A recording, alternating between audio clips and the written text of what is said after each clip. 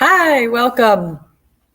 My name is Jill, and I'm here from Kent District Library to welcome you to our presentation today. And I am so excited to introduce you to our speaker today. So today we have Derek Padula with us, and he is the world's first professional Dragon Ball scholar. He's the author of the Tao of Dragon Ball website, Dragon Ball Culture book series, Dragon Ball Soul, 30 Years of Dragon Ball Fandom, and the #1 best-selling Dragon Ball Z's It's Over 9,000 When Worldviews Collide. So today he is here to talk to us about Dragon Ball Z foods and culture. And before I welcome him here, I do also want to mention to you that you can check out Dragon Ball Z books and Derek's books from kdl.org, and you can check that out and put those things on hold. Get them brought to your local branch. Welcome, Derek. Hey, everybody. Hi, Jill. Hi. Thanks for having me here. I'm really excited to present for Kent District Library to all the Dragon Ball fans and anime and manga fans across the world. This is going to be a really cool presentation about Dragon Ball food and all of the food-based names in Dragon Ball. And if you have questions for Derek during this presentation, go ahead and put them right into the chat there, and I'll see them and I'll jump back on and ask. Otherwise, take it away. Okay, great. Let me share my screen and then we can get started.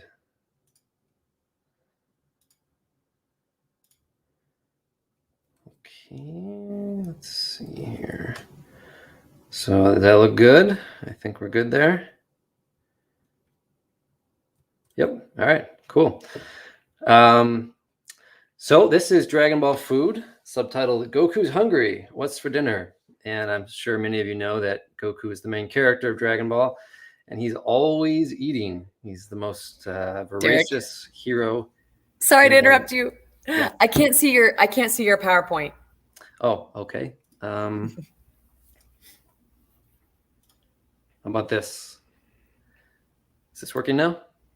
Now I can. Okay, great. So as I was saying, this is Dragon Ball Food, and it's all about the food-based names in Dragon Ball. And of course, Goku's the most voracious hero in all of anime. And let's see if I can click. Yes. So in today's presentation, we are going to talk about the foods from the entire Dragon Ball story, from Goku's childhood to adulthood, and the way that the author, Akira Toriyama, uses food-based names to make the story fun and also easy to understand. This is a little silly thing of Goku versus Superman. People love to debate as to who can beat who in a fight.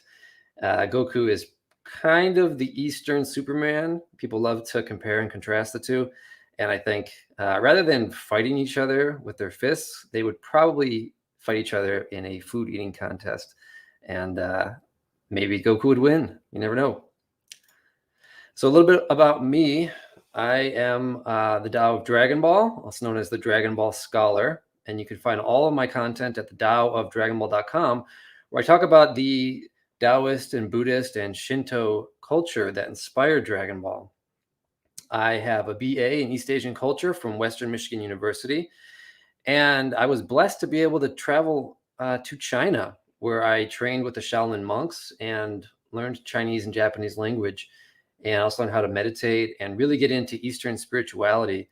And you can see a picture there of me hanging out with all the Chinese Shaolin monks and the band that they used when we performed at the Great Wall, just north of Beijing.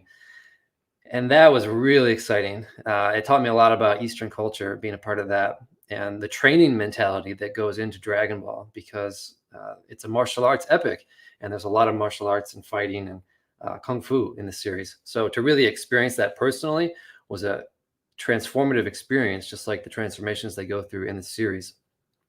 I was also part of the Goku versus Superman death battle, and I gave them my opinions on what Goku would do in terms of his philosophy and how he would fight. And the way that he acted in that episode was based directly on my feedback. And then I also was the screenplay writer for Dragon Ball Z Light of Hope, the first live action Dragon Ball to actually, respect the source material. In contrast to the Hollywood adaptation Dragon Ball Evolution, which was basically panned by everybody who saw it, including professional film reviewers and fans. So I was really glad to be a part of something that was true to the series and made fans happy. And I think we proved that a live action Dragon Ball is possible if you respect the source material. And you can see my two best-selling books on the side there, Dragon Ball Z Over 9000 and Dragon Ball Culture Volume 1, which is a 7-volume series that's like a master's degree in Dragon Ball. So if you love information and linguistics and history and culture, then that is the book to get. And it's Over 9000 is all about Goku and Vegeta and their inner psychology and why they are the greatest rivals in anime history. So to help you better understand the characters and yourself. So a little bit about Akira Toriyama, the author of Dragon Ball. He was born in the 50s, which makes him a child of the 60s and 70s. And he grew up with a mix of traditional Japanese culture and modern Western culture due to the American occupation. And he just absolutely fell in love with everything pop culture. And that's why we find so much pop culture in Dragon Ball. But he's also a really interesting personality because he grew up in a rural area of Japan called Kyosu. And that's very far from Tokyo, where he actually ended up working. But he chose to live there his whole life rather than in the city. And you can see his house beneath his picture there. He designed this house himself. It's a bright orange, modern-looking home that is the back half of a traditional Japanese home. So on the front, you get ancient Japanese architecture, and on the back, you get modern Western architecture. And this design is just like Dragon Ball itself. It's full of this mix, this fusion of ancient and modern and Eastern and Western. And so you can see how Akira Toriyama expresses himself through his designs. And we're going to be learning more about that as we go through the foods and the food-based names in the series. Toriyama is also worldwide, famous author and designer for Dr. Slump, which is a gag manga that made him a superstar in Japan. And the more famous that he became, the less he wanted to be famous, and he always hid himself away from the public. He's a bit of what they call agoraphobe, which means he's afraid of crowds, and he doesn't like to be spotted, and always tries to shy away. But he's a very prolific author because of that, perhaps. And he's written things like Kentoki and Sandland and Neko Majin, and he designed the characters for the video games of Chrono Trigger and Dragon Quest. And he worked with the famous designers and producers of Final Fantasy and the whole Dragon Quest series up to today. So he's one of the most famous people in the world, even though he doesn't want to be. And he's also extremely wealthy.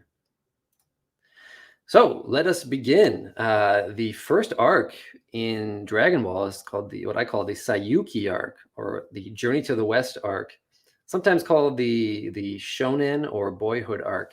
And it's when Goku is just beginning his adventures as a little boy.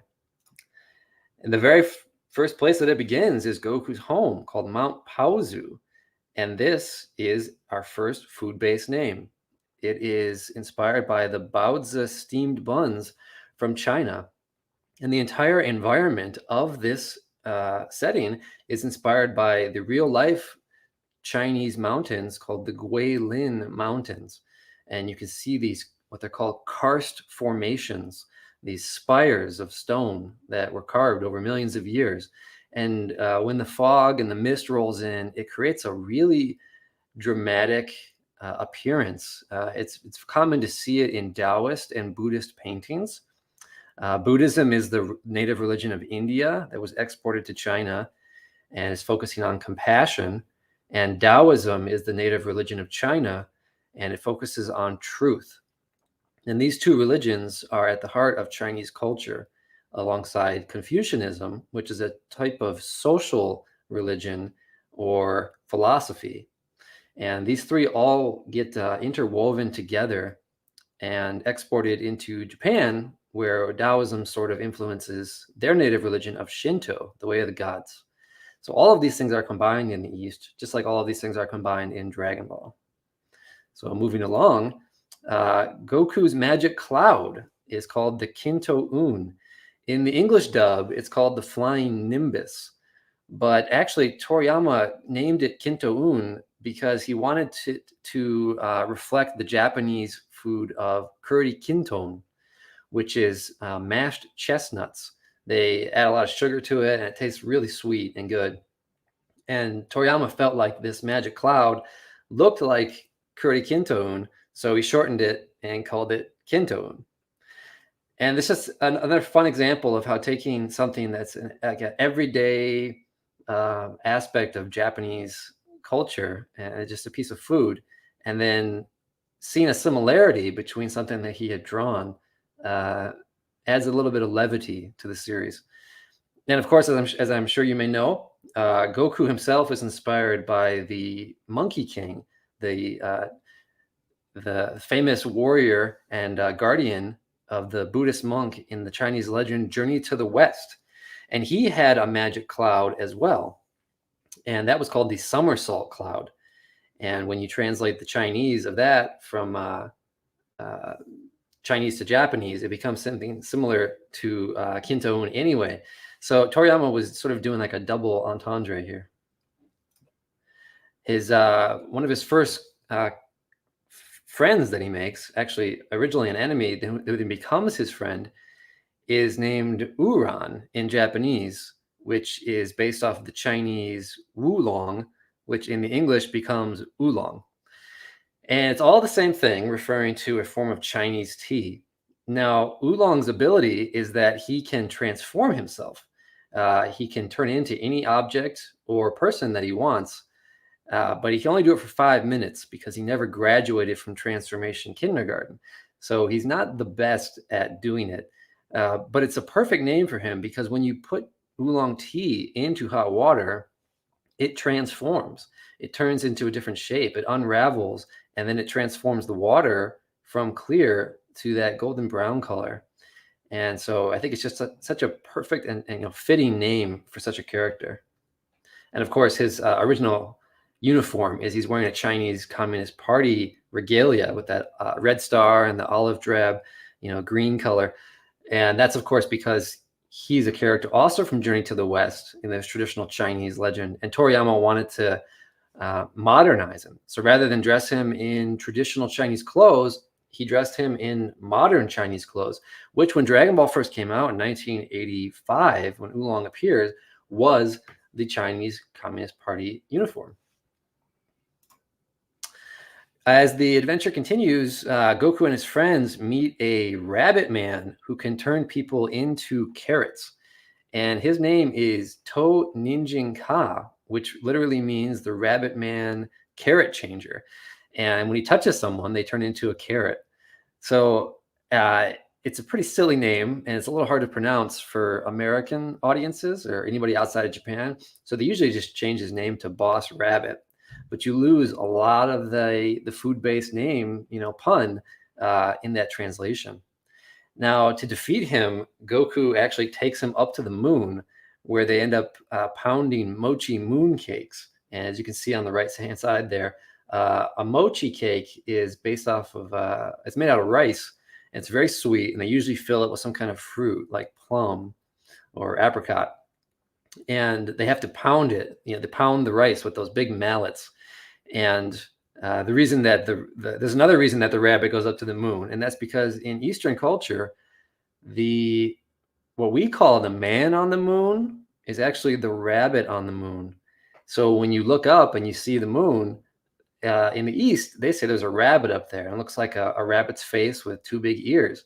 So Goku takes the rabbit up to the moon, literally, and then he makes mochi moon cakes, which are a traditional dish that you eat during that festivity. So every year during the moon festival, people look up and stare at the moon and eat mochi moon cakes. So Toriyama is making all of these references in this manga made for children and eventually in the anime adaptation, because he presumes that his young Japanese audience will get it. And then when it gets exported across the world, some of these things we don't grow up with them, so we don't know. And so they get again lost in translation, these cultural references. And so that's why I think it's so cool to go through this type of stuff and to better understand it.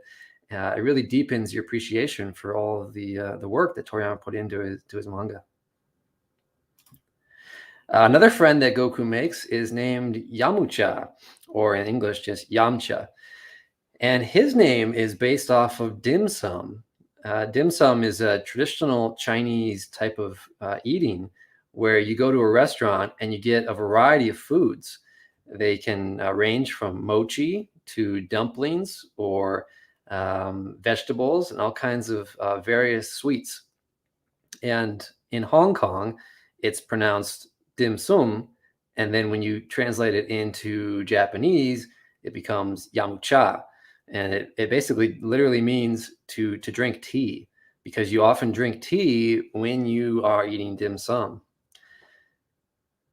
Now, Yamcha's best friend is named Puar. And like Oolong, Puar also went to the transformation kindergarten, but Puar graduated from the kindergarten. And so he's much better at holding his transformations. But just like Oolong, when you put Puar tea into hot water, it transforms itself and it transforms the water. But it's a much more refined tea than Oolong is. So just like the teas are better, the Puar is better than the Oolong. Puar, the character, is better than Oolong, the character, when it comes to transformations.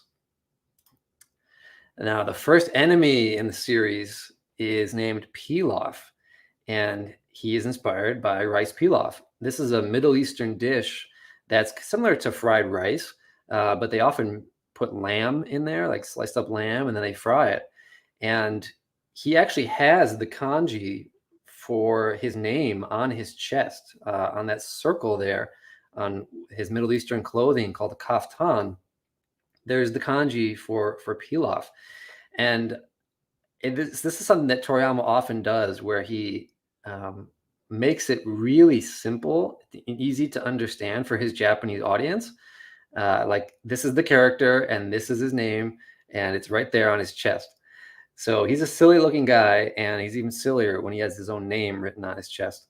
But again, if you don't know Japanese or Chinese, the kanji and the hanza, then this type of thing gets lost. And I think that's a shame. But it's really, really cool to then learn about it later on, like with these characters that you've known your whole life. You go, oh, wow, so that's what that means. I didn't know that was like that the whole time. That's really cool. Now, Pilaf's subordinates are named Shu and Mai. And these are directly inspired by the dumplings called Shu Mai. These are, again, Chinese foods, but that were then exported to Japan. And they're just filled with all kinds of delicious fillings, oftentimes shrimp and vegetables. The thing is, though, when Shu and Mai were first introduced, Shu is the girl, and I'm sorry, Shu is the dog. He's a ninja dog, and Mai is the girl. But when they were first introduced, Toriyama actually named Shu soba, and soba is a traditional type of buckwheat noodle that's very popular in Japan. And he never ended up naming Mai until hundreds of chapters later. And by that time, he had forgotten that he had named Shu soba.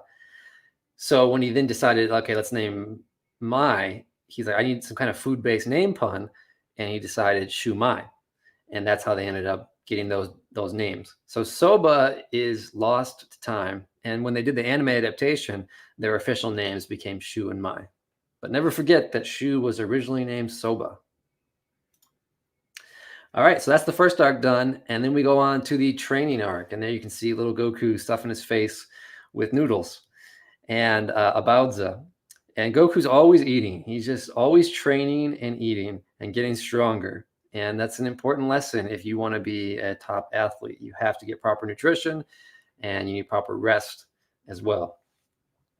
So advancing forward, he meets his first real, good friend here named Kuririn. In the English dub, his name is Krillin. But you lose a little something there because there's a food-based name pun going on here. He has two parts to his name, Kuri and Rin. So Kuri is the Japanese name for chestnuts.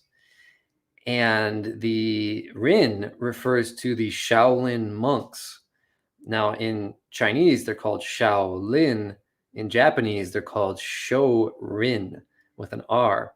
So Toriyama creates what they call a portmanteau here, which is you take one word and you combine it with another word. So he got Kuri and then Rin and made it Kuri-rin. And there's another layer on top of that, which is that in Japanese culture, the Shaolin monks are called Kuri-kuri bozu, which is sort of a joke at their expense, because it really means that they are the shaved chestnut head monks. So they call them that because it's like they shave their heads and then their heads look like chestnuts with that smooth skin. And so Toriyama was referencing this traditional Japanese joke when he named this character whose head resembles a smooth chestnut. Next up is Ranchi, whose name literally means lunch. And she is a Western character. So rather than refer to traditional Japanese foods, Toriyama names her after the Western midday meal of lunch.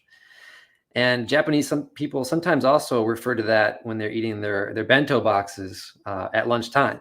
So they call it a ranchi. And it's really just that simple. But when she was translated into the English adaptation, her name was changed to Launch rather than Lunch.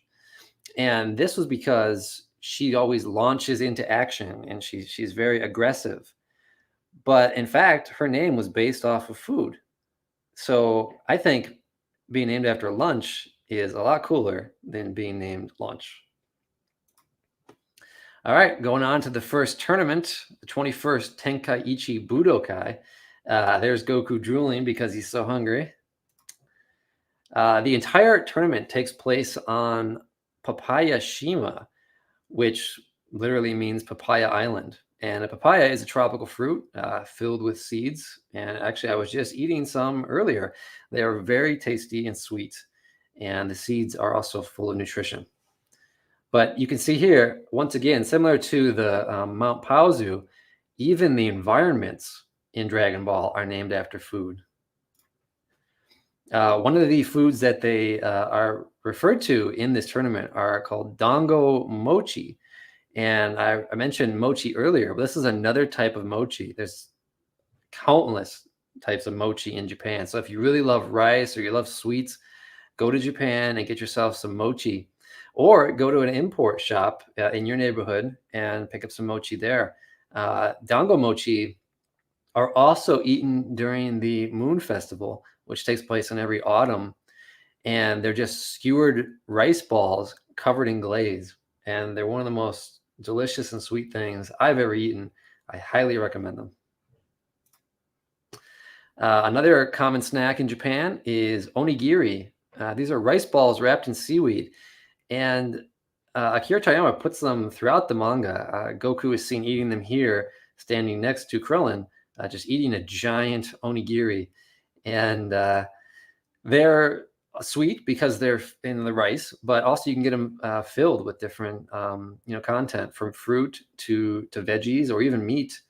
And as you can see, there's some cute pandas up there. You can design them in all kinds of shapes and designs. And they're often a common snack in bento boxes and lunches. Moving on, Goku's getting a little bit older. This is now the Red Ribbon Army arc, where Goku ends up fighting an entire paramilitary organization. He also meets a character from Dr. Slump, Akira Toriyama's first big manga, named Arale Norimaki. And as you can see here, she has her name on her hat and on her shirt, written in English. Even though he was writing for a Japanese audience, he writes her name in English. And that's often done when he has a Western character that he wants to express to the Japanese audience that this character is Western and their name is in English. And therefore, that's why it's written in English. But it's actually based off of a traditional Japanese snack. and that snack is a seaweed cracker. So this is a cracker that's just covered in seaweed. They pull the weeds out of the ocean, and they dry them, and they salt them if they need to, or they flavor them, and then they cover the cracker in that seaweed. And it has a bitter flavor to it, but it can also be salty and sometimes sweet. And you can get it in a variety of shapes, different forms. And also a really good snack to get up at your local import shop. And of course, Arare's inventor, or father, because she's actually a robot, is Dr. Senbei Norimaki.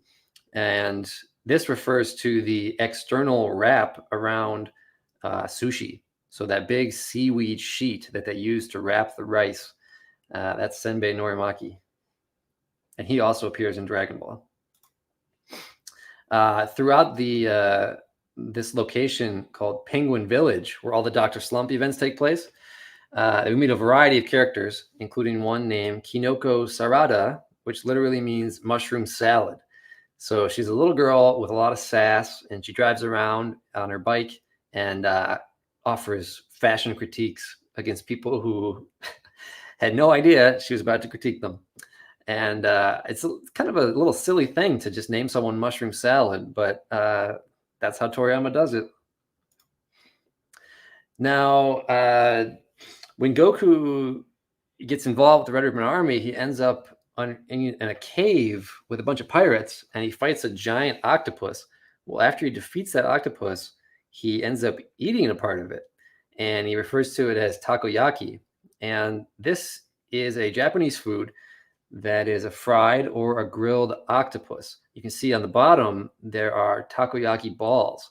And this is just a bunch of octopus meat rolled up into a ball and then deep fried and then covered in a glaze and a bunch of nice toppings. And they're just delicious. And at the top right, you can see the character named Vegeta, who is the main villain in the first arc of Dragon Ball Z, who ends up becoming Goku's ally and then eventual friend. And he is in the process of making takoyaki. And that takes place in Dragon Ball Super. Next up is a character named Karin To, Karin actually, and he lives in the Karin To, which means the Karin Tower. And these are sugar-covered fried dough snacks. They come in bags, just like potato chips. You can buy them at your local 7-Eleven or like a convenience store. Very popular in Japan. But such an odd idea to name this cat man, this wise sage of martial arts, after this sugary sweet snack. And the tower that he lives in also after that same snack. In the English dub, they changed his name to Corin with an O rather than Karin, which makes it sound like it's based off of corn. And that would make sense given the height of the tower, which is several dozen miles high that Goku has to climb up. But it's actually based off of Karin, which is this little sugary snack. So don't get the two confused. In Karin's tower are what are called senzu, which literally means hermit beans. And these are like lima beans that can restore a man's energy for 10 days and regenerate the body and heal any wounds that they may have suffered in the recent past. Now, you can see the kanji on the jar there literally says senzu. That means hermit beans. And the sen refers to the Taoist sennin, the hermits or immortals, sometimes translated as sages, or even in older translations as fairies or fairy men. And these are the Taoist ascetics who would go into far off places like the mountains or the woods to cultivate themselves through meditation. And it was believed that they had become immortal and they could fly on magic clouds, and they had transformative powers, and they had all kinds of amazing alchemical powers and foods that could restore your health or allow you to live forever. And Karin is one of these sages. He lives up in Karin Tower, and he survives entirely off of these senzu. Now, in the English dub, they refer to them as senzu beans. But that is what we call a tautology, where you repeat something unnecessarily, because sen means hermit and zu means beans. So if you say senzu beans, you're saying hermit beans beans. So now that you know, you can just call them senzu. Also in this tower is what's called the Cho Shin Sui. And this is water that can turn you into a super powerful being by unlocking your inner potential. Now, Toriyama could have just called it, normal water or something, but he gave it a sort of divine name that is based off of traditional Chinese culture. And the idea that these alchemical ingredients from these sages can help you open up your energy channels and allow you to ascend to higher levels of enlightenment. Also, we get the Cho Sei Sui later, which is super sacred water, and Goku has to chase after it, and is actually in the act of chasing after it that he became stronger. And it's somewhat similar to the Christian idea of holy water and this divine blessed water. Okay, after Goku defeats the Red Ribbon Army, he moves on to meeting Uranai Baba, who is a fortune teller, a witch, and he faces various characters in battle, one of whom is his adoptive grandfather, Son Gohan. And Gohan was the man who first discovered Goku as a baby in Mount Paozu. And his name literally means cooked rice. So Gohan is a Japanese word that is often used to refer to any meal, but also to lunch in particular. And it just means rice or cooked rice because it's such a staple in almost every Japanese food that it really just sort of is synonymous with food itself. And then the word son comes from the Chinese Monkey King, whose name is Sun Wukong, which when you translate it into Japanese becomes Son Goku.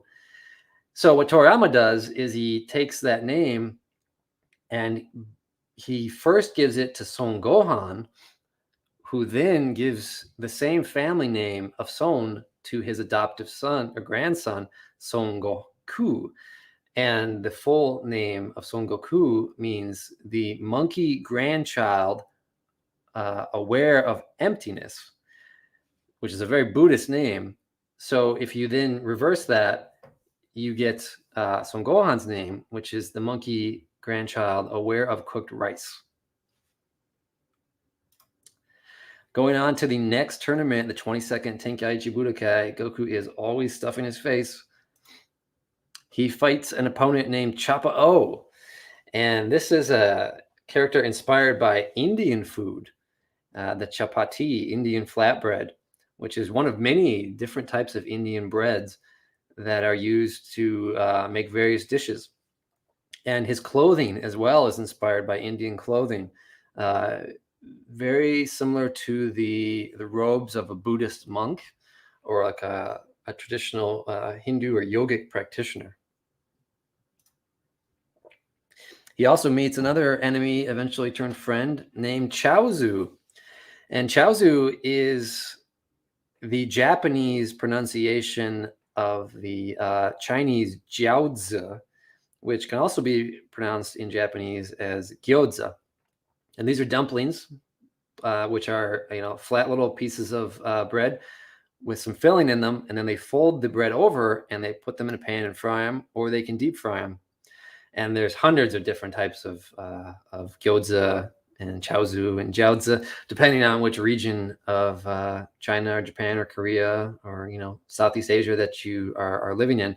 But they're easy to get at any local grocery store. They're now such a common food in America that you can just go to any Chinese restaurant and pick some up. And they're also delicious. Now, Chaozu's best friend is named Ten Shin Han. In the American dub, it's Tien Shin Han, or just Tien. But this is a name that is a traditional Japanese food that consists of egg and rice and shrimp all mixed up in a bowl with noodles and then covered in sauce. Now, the reason Toriyama gives him this name is that he says Tenshin Han is a big, strong guy with a lot of power and ferocity, and he wanted to give him a silly name to undercut all of that intensity. So he named him Tenshin Han. Okay, moving on to the Saiya-jin Arc, or Saiyan Arc. There's Goku after he ate an entire fish.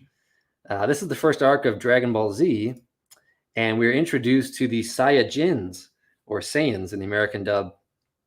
Now, the reason I am explicit here with Saiyajin is because their name is the Japanese word yasai, vegetable, rearranged. And yasai refers to all vegetables, just like we say the word vegetable. It can mean dozens of different kinds. In Japan, they say yasai. So Toriyama takes that word yasai and makes it saya. And then jin means man or person or mankind. So Saiyajin means the vegetable people. And all of the Saiyajins are named after vegetables. So each one has their own unique vegetable name. Now, this is in contrast with the Sufuru-jin, which is a rearrangement of furutsu in Japanese. So furutsu becomes sufuru, and then jin is added as well as a suffix to mean the fruit people. In the English dub, they were called the Tuffles, which is another type, it's another sort of parody of the truffle. But in this case, when you do that, you get vegetable people and truffles are a type of vegetable, so they're both vegetables. Whereas what Toriyama wanted to do was have vegetables in contrast with fruits. Of course, Goku gets retconned at this point in the series. He is no longer just the character inspired by the Monkey King and traditional Chinese culture. He's now an alien from outer space who arrived in a space pod, a Saiya-jin pod that crashed into Mount Paozu and then was then found by Son Gohan. And it turns out that his Saiya-jin name is Kakaroto, which is a rearrangement of the Japanese word for carrot. And this is a really fitting name for Goku, given the way his hair looks. It's all crazy. It looks kind of like the fronds of a carrot is all over the place. And this is how the other Saiyajins will refer to Goku. They don't refer to him as Goku. They refer to him as Kakaroto. Goku finds out that he's an alien from his brother, Raditz, who is named after the radish. Very straightforward, that one. But look how long his hair is, and look how long the fronds of the leaves are on those radishes. So I have a feeling that is what inspired his character design. Now, of course, Vegeta, the iconic prince of all Saiyajins, he is named after vegetables, and he is the literal definition of all vegetables. That's what his name means. It's very easy to understand, very simple and straightforward, but he's a very proud prince of the vegetable people. Now, Vegeta's subordinate is Nappa, and he is named after Napa cabbage. And this is a traditional type of East Asian cabbage that is very large. It's about a foot long. And when you turn it on its head, so it's facing vertically, you can see a similarity between the shape of the Napa cabbage and the shape of Nappa's head. So if you can imagine that in your mind, you can understand why Nappa was named Nappa. Okay, moving on to the Frieza arc, or Freezer. There's Super Saiyan Goku with the collection of muffins from Dragon Ball Z Bridge, Team 4 Stars, Muffin Button. Goku loves them. Of course, the iconic and signature Frieza is named after a freezer. And that is because he is the Lord of the Galaxy. He is the one who oversees the entire galaxy and can control it and destroy it whenever he wants. It's all powerful.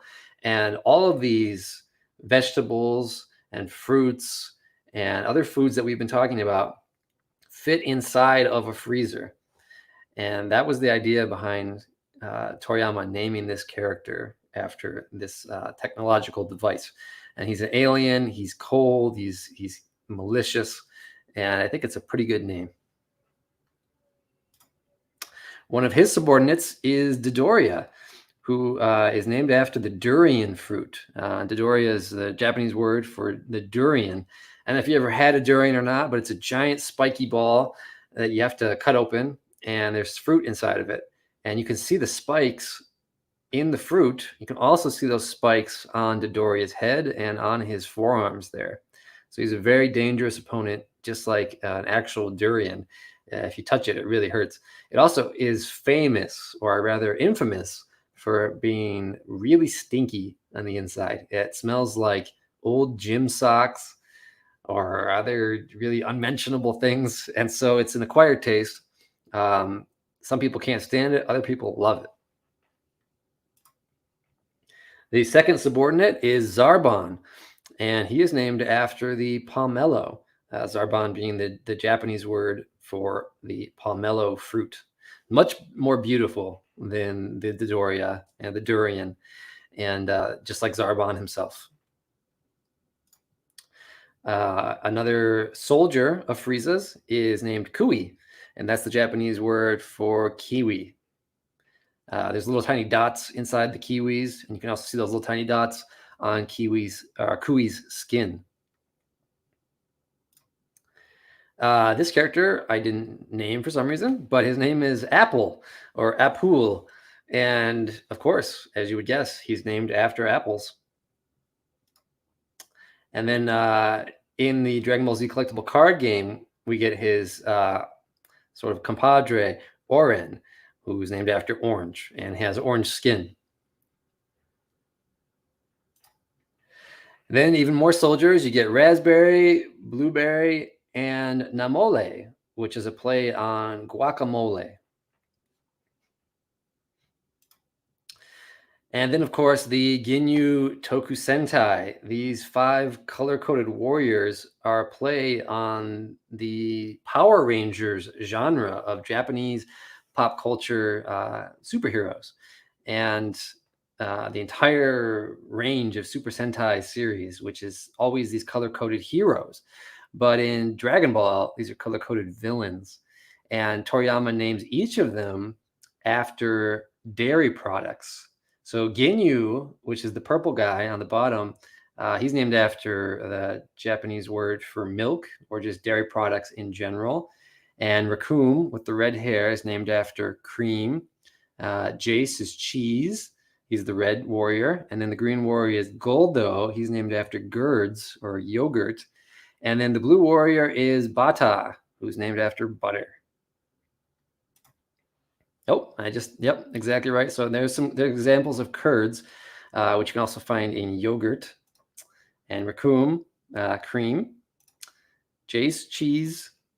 Butter. And then, as I mentioned, Ginyu.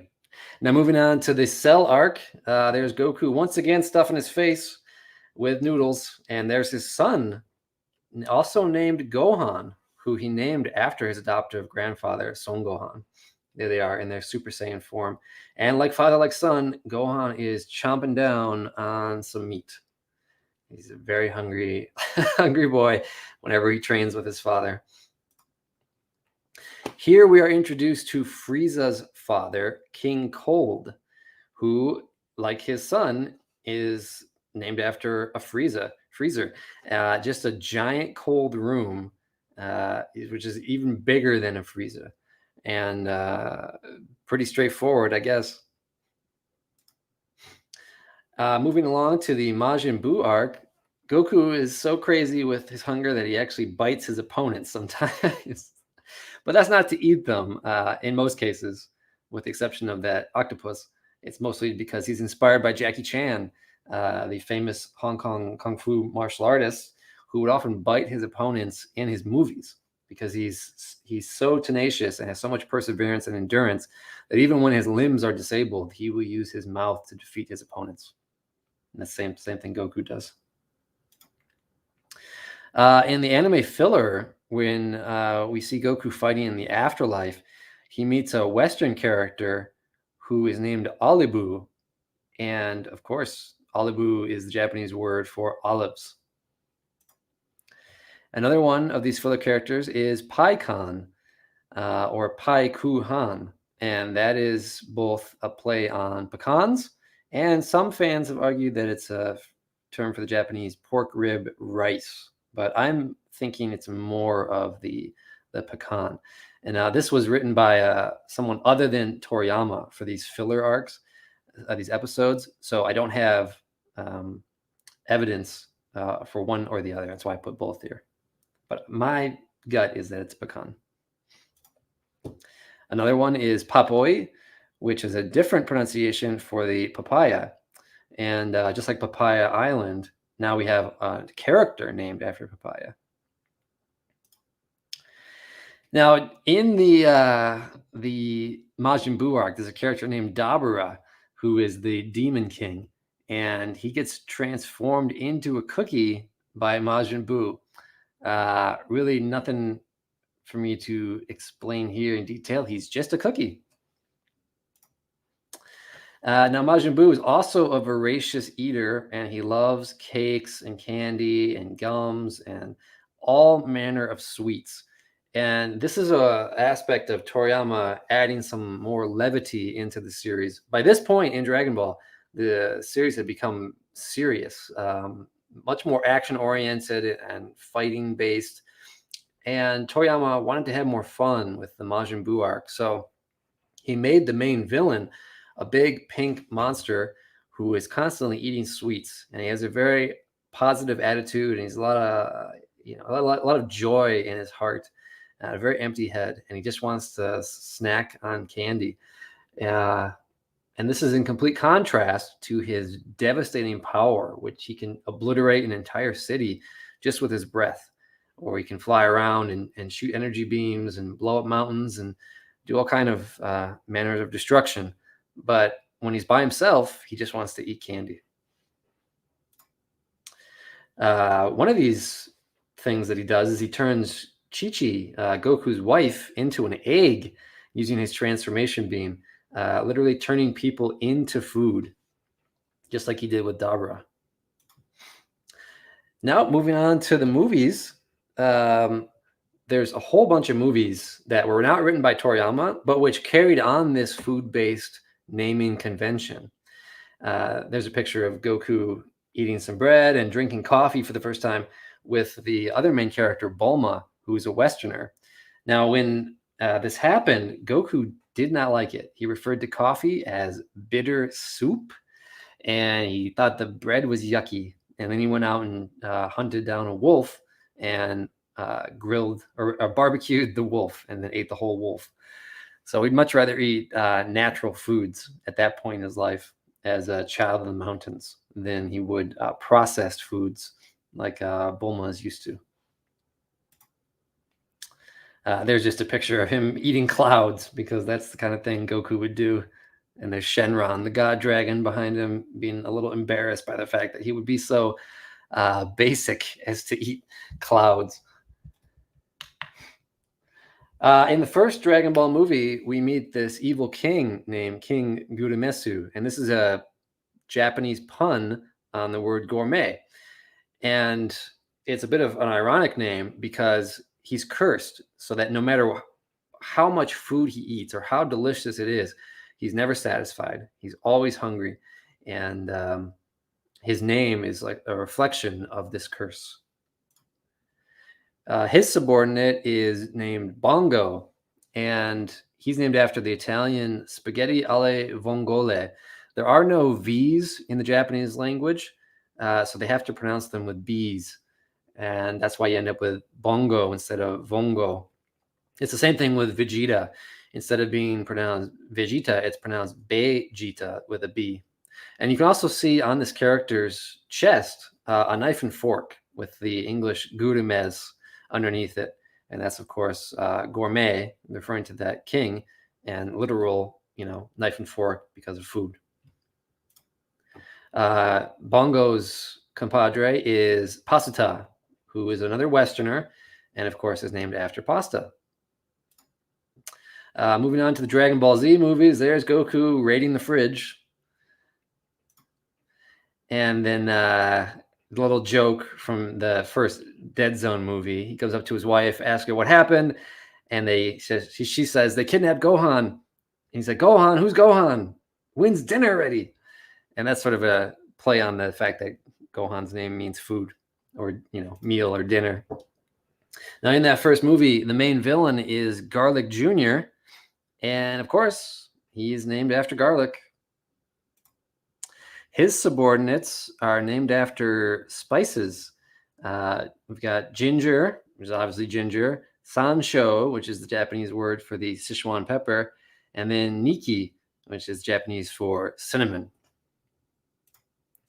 And in the Garlic Jr. filler arc of Dragon Ball Z, only in the anime, we have more subordinates of Garlic Jr.'s named mustard, salt, spice, and vinegar. Moving on to the second Dragon Ball Z movie, The World's Strongest, there's Goku chowing down. We get Ebi Furia, which is named after the Japanese word for fried shrimp. Misokatsun, which is a deep-fried breaded pork. You can see a little bit of a similarity in the colors here with the way that misokatsun is designed and the actual food for deep-fried breaded pork. And then kishime, which is a Japanese flat-strip noodle called kishimen. And kishime has the ability to shoot these noodle-like appendages out of his arms and then electrocute people. And he uses that against Goku to great effect. Moving on to the Tree of Might movie. The main villain there is named Tullus, which is a rearrangement of the Japanese word for lettuce. So Toriyama, or the writers of this screenplay, took that word and then rearranged the parts of it. And he looks just like Goku, except he's wearing Saiyan armor, and he is an evil character. Now, in the English dub, they named him Turles, or even Taurus, which makes it sound like he's named after the bull, but it's actually another vegetable-based name because he's a Saiya-jin. Now, his subordinates are named after nuts and seeds and other small objects that you can put in your mouth. Almond is almond, cacao is cocoa, daiz refers to the soya bean, raisin is clearly raisin, and I don't know what lacase refers to. I've never been able to find any information on it, and as far as I know, there's no official guidebooks that explains what their name means. So if anybody does know, please send me a note and tell me. Moving on to the next movies featuring Kula, which is Frieza's big brother. He is named after coolers. And also there's another layer to it. The writer of this screenplay and the guy who designed these characters was referring to a traditional Japanese term that was only used in his neighborhood where he grew up. And it was sort of an inside joke that only like people from his region of Japan would get. And off the top of my head, I can't remember exactly what it refers to, but if you want to know, just follow up with me on social media at Derek Padula, and I will let you know. Now, his subordinates, that team of 3 warriors there, are named Salza, Dore, and Naze. And a lot of people in the West think that it's an English pun on salsa, because you just change salsa to salsa, but it actually refers to salsa taicho, which is the Japanese word for Thousand Island dressing. And then dore refers to sara dore salad dressing, and naze is the end of mayonnaise, which I guess you could put on vegetables or salads if you wanted to. The Bardock Story, there's Goku eating again. Bardock is Goku's father, and he's named after the Japanese vegetable called the burdock. And this is a traditional root that's eaten commonly throughout Japan. They would dig it out of the ground and then shave off pieces of it, like when you have carrots and you shave them off into a salad. Well, Goku's Saiya-jin name is Kakaroto, which means carrot. And so carrots and burdocks would often be shaved into salads together. And it's a very fitting name for his father. Now, Bardock's Saiya-jin team of warriors that goes around from planet to planet is, of course, also named after vegetables. And Saripa refers to parsley. She's in the top left there. Totepo is potato. Pambukin is that big guy at the top, refers to pumpkin. And Toma at the bottom is tomato. And we later find out that Goku's mother, Negi, refers to a spring onion. Her name is literally Gine, but it's referring to the Negi. So it's another example of a flipped name. All right, we're getting closer to the end here. This is the Brody movies, or Broly, as he's known in the West. And he is a giant warrior, a Saiyajin as well, and he's named after broccoli.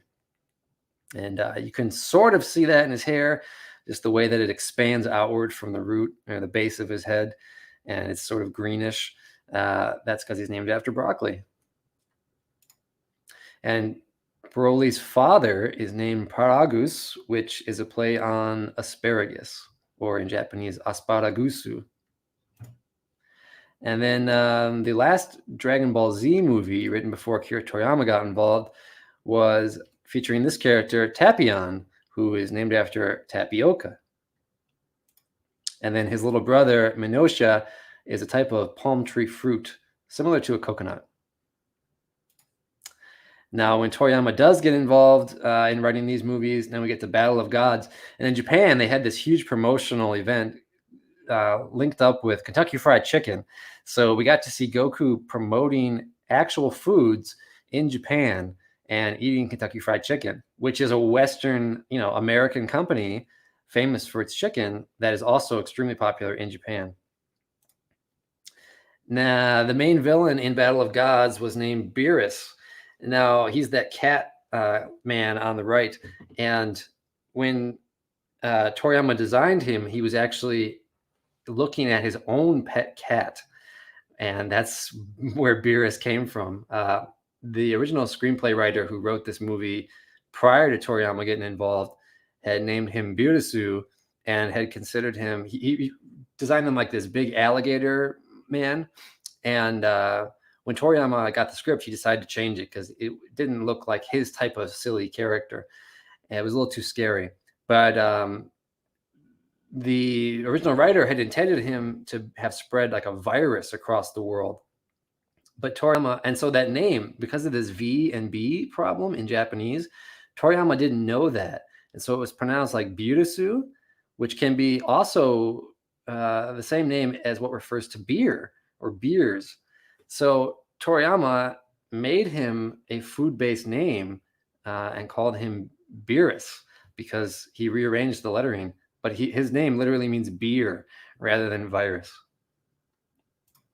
Now, Beerus's angel, or the man who watches over him and stops him from destroying planets willy-nilly, was named Whis. He's an angel there. You can see the halo around his head. He's named after whiskey. And then Beerus's brother is named Champa, and he's named after champagne. And you'll notice this theme here where all of these deities are named after alcoholic drinks. And Champa's angel was named Vados, which is a type of Spanish champagne. I think we're almost about to finish here. One of the last things is a special called Goku and Friends Return. And these villains, Abo and Kado, are named after the avocado. And then they fuse into Aka, which is a combination of the A and the Ka in their names. And then we are introduced to Vegeta's little brother named Tarbal. And like Vegeta is the beginning of the word vegetable, Tarbal is the ending of the word vegetable. So Vegeta is the one who led the way as the older brother, and then Tarbal followed up behind. But unlike Vegeta, he doesn't like to fight, and he's not much of a warrior. But Tarbal's wife, this little cute alien, is named Gure, which is the beginning of the word Gurepu, which means grape. And of course, she has a little purple design and like a grape-shaped head. Really quickly, moving on to the Dragon Ball GT series, which takes place after Dragon Ball Z, the anime exclusive. We are introduced to Pan, who appeared at the very end of Dragon Ball Z and is now grown up. And her name means bread. And she is the she is the daughter of Gohan and Videl. And Videl, Gohan's wife, or Bideru, is a rearrangement of the Japanese word for devil. And Gohan's name means cooked rice or meal. And so their child is named both after bread and the Greek god of Pan, the goat god with the goat legs who plays the pan flute. So this is a double layered name, both food-based and traditional culture-based. And then Krillin's daughter, with Android 18, is named Marin. Because remember, Krillin, or Kuririn, is named after chestnuts. So that's a Japanese chestnut. Krillin's wife is a Westerner, a beautiful blonde woman, Android 18. And they have a daughter. So she's named after the French chestnut, which is a Western chestnut. And that's it. That is my presentation. Thank you very much for watching. And you can find me on the Tao of DragonBall.com and on all my social media at Derek Padula. And also be sure to check out my books at your local library. They should have them in the inventory. If they don't, please request them. And that way, other people like you who are Dragon Ball fans who want to learn more about the culture and history of Dragon Ball can read them at no cost. Please take full advantage of your local library. Thank you for that plug, Derek. I have to say that I was fascinated by that and I learned a lot, but I have to, there's a lot of delicious things, but I can't agree with Goku's take on coffee. But other than that, everything was fantastic. I did want to ask you one question. I know we are out of time, but I just wondered, what's your Dragon Ball Z origin story? How did you get into it? Oh, great question. Well, when I was younger, like many anime fans, I saw it first on TV. For me, it was Cartoon Network when I was 14. And I just fell in love with the action and the martial arts fighting and things like that. And it inspired me to do Kung Fu.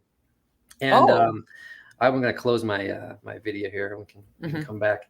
Let me see now. Continue talking. There we go. Yeah, so for me, it was all about Kung Fu. And that got me into East Asian culture and studying at Western Michigan University in Kalamazoo. And I just fell in love with the philosophy of the East. I really liked Buddhism and Taoism. It had so much heart and compassion and truth. And that really spoke to me. So then I started looking at the ways that what I was studying in class paralleled with what I saw in Dragon Ball, because it was so inspired by this Eastern culture. And I decided, let's start writing these things down. And I turned it into a website just to see if there are other people out there in the world who had a similar mindset and who wanted to learn about these things. And I found out that there was. You know, most people that I had seen in the fandom prior to that was like, who can Goku beat in a fight? Can he beat the Incredible Hulk? Can he beat Superman? All these things.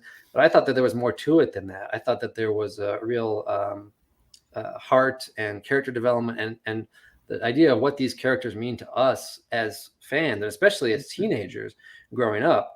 When I was younger, I got bullied for liking anime. I was a nerd at school, and it wasn't cool back then in the mid 90s to late 90s to be into anime and video games and you know, Japanese things like that, or like Dungeons and Dragons or Warhammer. You know, I did all that stuff. And back then, you got ostracized for that. So I got depressed and I felt bad about who I was as a person. And but watching Dragon Ball every day, especially with my friends, gave me a boost. Like, it made me feel like, okay, I might not be strong now, but if I train hard and I apply myself, I can become stronger, and I'll be able to overcome these hardships and persevere through them. And there was a point where I became suicidal, and I was so depressed. I had trouble at school. I was failing classes, and I had trouble at home. with my family, and we were all going through things at the same time too. And yeah, I just didn't want to take it anymore. I like, this is pointless. I don't want to go through this. And I didn't really want to go through school and like get a degree and then get a job working for somebody else to make them rich. You know, I didn't see a future. So I was about to kill myself. And as I was staring at the mirror with a knife to my wrist, about to die, a thought flashed through my head that Goku would not do this. Goku would persevere. Goku would survive another day. Like, no matter how hard the fight is, Goku endures it and manages to get through it. So I collapsed in tears, put the knife down, and it just broke down. And when I stood back up, I was like, okay, I can make one more day. I can get through this. And then that day became weeks and months and years. And eventually I made writing about Dragon Ball my full-time profession, because I wanted to give back to what Dragon Ball gave to me. And I wanted to give back to the fans. So now I've written books like this, Dragon Ball Z, it's over 9,000, and the 7-volume Dragon Ball Culture series and Dragon Soul. And it's really been a passion, because I wouldn't be alive without Dragon Ball. I would have died a long time ago. And so I know how much this series means to people. And I know that it's sometimes it's very silly. And like I talked about in this panel, it's, the food-based names are fun and lighthearted, but at the same time, it can be a series that is there for you when you need it to be. It can be a light in the darkness, and it can really inspire you. So I try to focus on that and some of the deeper aspects of the series in all the work that I do. Yeah. Wow. Thank you so much for that answer and your vulnerability, especially, this is a series that, like you said, does really relate to teens. And that's one of the hardest times, I think, in your life, with all the pressures that you have. It's so good to have something that you can go back to that you can just love. And so thank you so much for being here today. We really appreciate that. Yeah. And, Derek gave all of his social, why don't you list those one more time for anybody who's watching this and wants to connect with you? That's my full name, at Derek Padula. That's DEREK PADULA. That'll be on Twitter, Instagram, Pinterest, and on Facebook, I am the Dragon Ball Scholar. So type in Dragon Ball Scholar and you can find me there. Okay. So if you want to connect with Derek after this program, check it out, reach out to him on social. And thank you again so much for being here today. Yeah. Thanks, Jill. Bye, everybody.